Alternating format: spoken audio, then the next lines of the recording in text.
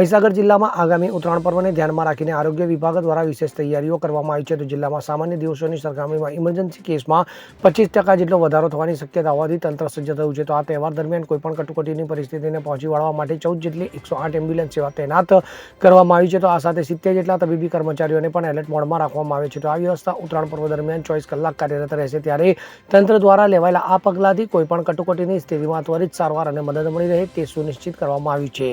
તો આ વ્યવસ્થા પતંગના દોરાથી થતી ઈજાઓ, ઊંચાઈથી પડવાના કિસ્સાઓ અને અન્ય કટોકટીની પરિસ્થિતિઓમાં મહત્વપૂર્ણ સાબિત થશે.